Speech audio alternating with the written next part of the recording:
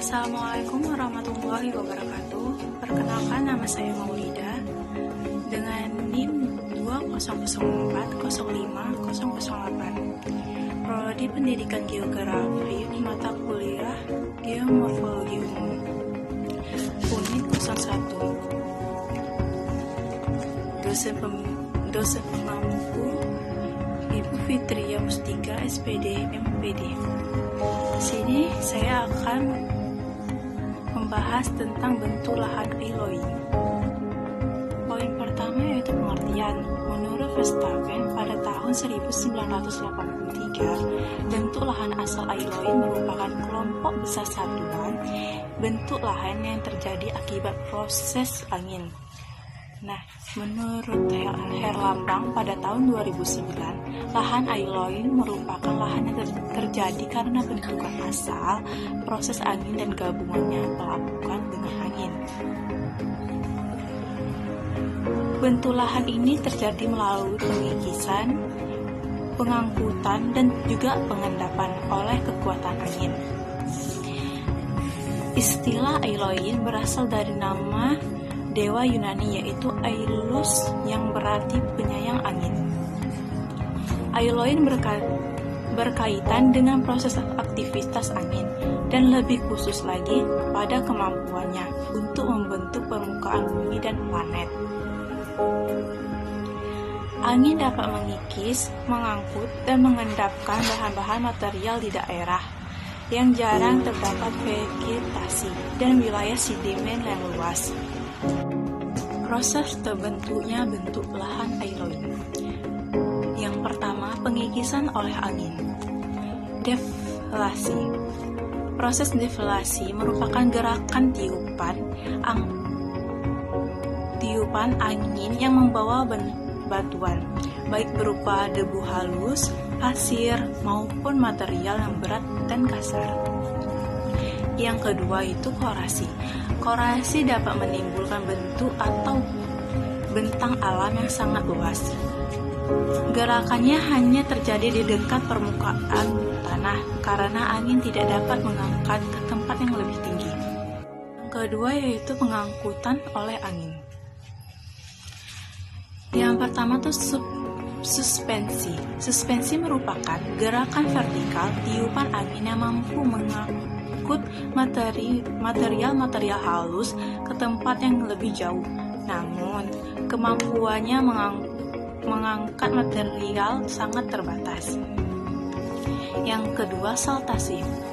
Saltasi yaitu gerakan meloncat yang disebabkan tabrakan dan pantulan angin yang bermuatan pasir. Yang ketiga itu rayapan permukaan. Gerakan rayapan permukaan disebabkan oleh tubrukan material butiran oleh saltasi. Ini adalah ilustrasi dari gerakan tiga yang tadi. Di sini ada suspensi. Di sini juga ada angin yang mengangkat material secara vertikal, dinamakan suspensi. Lalu ada saltasi. Di sini ada sebuah butiran tanah yang menabrak, dan karena kekuatan angin juga pasir meloncat ke atas. Yang ketiga itu rayapan atau cloud. Setelah saltasi, butiran pasir akan merayap di atas permukaan tanah. Poin ketiga yaitu sedimentasi atau pengendapan oleh angin. Sedimentasi dapat terjadi apabila kecepatan angin mulai berkurang dan melambat, sehingga material yang telah dibawa akan jatuh. Selain itu, sedimentasi akan terjadi karena butiran dibawa oleh angin mengalami benturan terhadap permukaan. Kejadian akibat dari proses saltasi dan rayapan tanah. Poin yang lain yaitu contoh bentuk lahan Ailoin. Syarat terbentuknya gumuk pasir. Yang pertama, tersedianya material berukuran pasir halus hingga kasar dalam jumlah yang banyak. Poin kedua yaitu adanya periode yang kering yang panjang. Yang ketiga, adanya angin yang mampu mengangkut dan mengendapkan pasir tersebut. Yang keempat, gerakan angin tidak banyak terhalang oleh vegetasi maupun objek lain. Macam-macam gumuk pasir.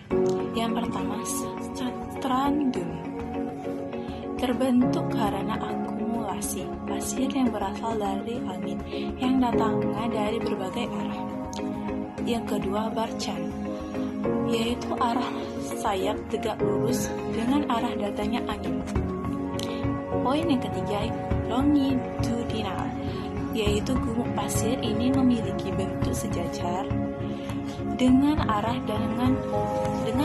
angin utama. 4. Transversal, yaitu bentuknya memanjang. Arah angin yang datang tegak lurus dengan sayap gumuk pasir, yaitu mushroom rock. Yang pertama, batu besar biasa yang tinggi namun lunak di bagian bawah. Yang kedua, bagian bawah lunak akan mudah terkikis oleh angin. Yang ketiga, semakin lama bagian terkikis akan semakin banyak sehingga menyisakan batuan besar di atas namun pipih di bagian tengah hingga bawah.